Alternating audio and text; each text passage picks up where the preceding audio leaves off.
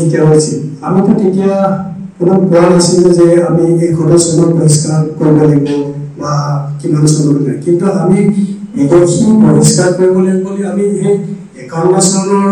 এই ধাৰাটো আছে সকলোৱে সেইটো ধাৰাই মানি লৈ আন্দোলন কৰিছিল ঠিক তেনেকৈ সত্যাগ্ৰহ হৈছিল মই এতিয়া এটা কথা আপোনালোকক ক'বলৈ বিচাৰিছোঁ যিহেতু নেকি মই তেতিয়া ক্লাছ 6 আমাৰ ঘৰৰ সকলোৱে তাৰমানে আন্দোলনৰ ক্ষেত্ৰত জড়িত আমি মা দেউতা বুলি কোনো কথা নাই ককাই ভাই বুলি কোনো কথা নাই ককাই দেউতাটো জড়িত তেখেতো জড়িত সকলোৱে আমিও জড়িছিলোঁ তেতিয়া সত্যাগ্ৰহ হৈছিল সেই সত্যাগ্ৰহ কৰোঁতে আমাৰ এইটো আমাৰ মানসগাঁও কৰাতে অলপ আগত 79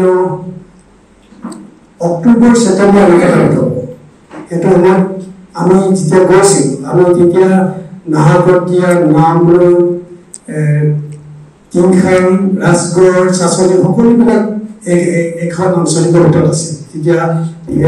আঞ্চলিকবিলাক ভাষণ আছিল তেতিয়া মই নিশ্চয় হ'লোঁ কৈছোঁ ক্লাছ 6 আমাৰ 6 গ্ৰুপ এনেকৈ 12জনকৈ আমাৰ SDC অফিচলৈ প্ৰতিবাদ হিচাপে পঠিয়াইছে আমি সকলোৱে যাওঁ গোটেই যিমানখিনি যায় সকলোবিলাকে আপোনালোকক এৰেষ্ট কৰিলোঁ বুলি সকলোকে নি পিনি আমাৰ নিৰ্দিষ্ট এখন ফিল্ডত এটা বেনাৰ দি পিনি আমাক ভৰাই থৈছে গতিকে সেই সময়ত কিন্তু চৰকাৰে আমাক অত্যাচাৰ কৰা নাছিল মই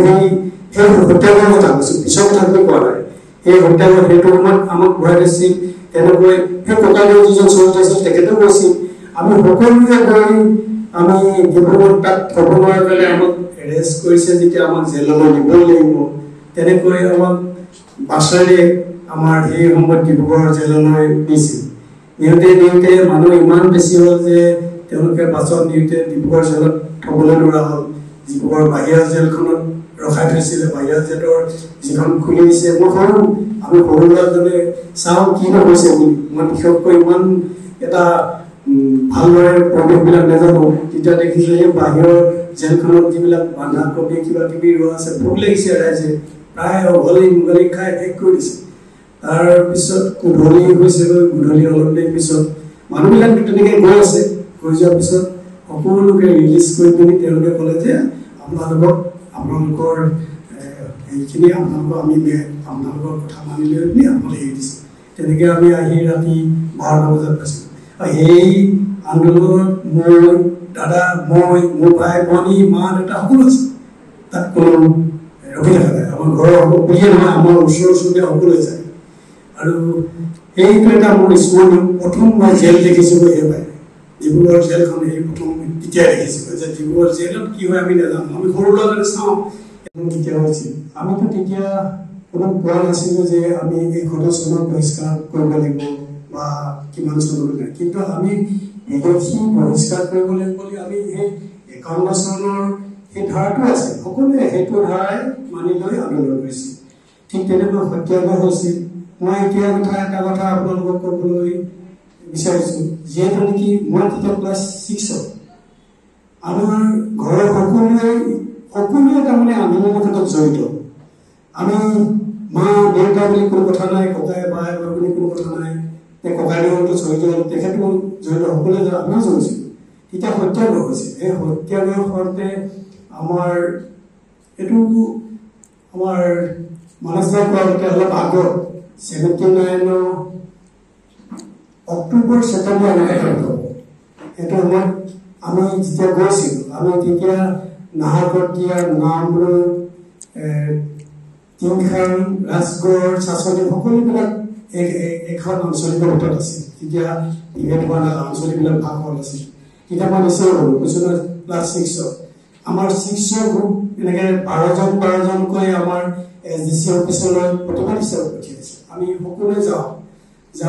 গোটেই যিমানখিনি যায় সকলোবিলাকে আপোনালোকক এৰেষ্ট কৰিলোঁ বুলি সকলোকে নি পিনি আমাৰ নিৰ্দিষ্ট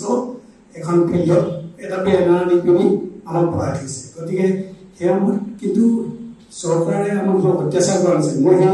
সেই সত্যাগ্ৰহৰ কথা কৈছোঁ পিছৰ কথাটো কোৱা নাই সেই সত্যাগ্ৰহ সেইটো সময়ত আমাক ভৰাই দিছিল তেনেকৈ সেই ককাইদেউ যিজন শ্বহীদ হৈছিল তেখেতেও কৈছিল আমি সকলোৱে গৈ আমি ডিব্ৰুগড়ত তাত থ'ব নোৱাৰা কাৰণে আমাক এৰেষ্ট কৰিছে যেতিয়া আমাক জেললৈ নিবই লাগিব তেনেকৈ আমাক বাছেৰে আমাৰ এই সময়ত ডিব্ৰুগড় জেললৈ নিছিল। নিওঁতে মানুহ ইমান বেছি হ'ল যে তেওঁলোকে বাছত নিওঁতে ডিব্ৰুগড় জেলত থ'বলৈ নোৱাৰা হ'ল। ডিব্ৰুগড় বাহিৰৰ জেলখনত ৰখাই থৈছিলে। বাহিৰৰ জেলৰ যিখন খুলি দিছে,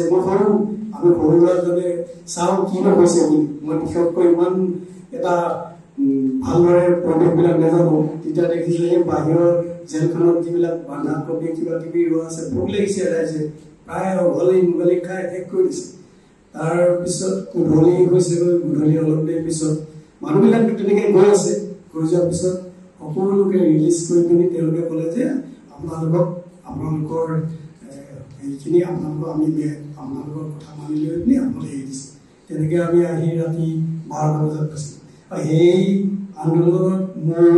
দাদা, মোৰ ভাই ভনী, মা দেউতা সকলো আছে। তাত কোনো ৰখি থকা নাই। আমাৰ ঘৰৰ বুলিয়ে নহয়, আমাৰ ওচৰ চুবুৰীয়া সকলোৱে যায়। আৰু সেইটো এটা মোৰ স্মৰণীয়। প্ৰথম মই জেল দেখিছিলোঁ সেইবাৰ, ডিব্ৰুগড় জেলখন এই প্ৰথম তেতিয়াই দেখিছিলোঁ যে ডিব্ৰুগড় জেলত কি হয় আমি নাজানো। আমি সৰু ল'ৰা ছোৱালী চাওঁ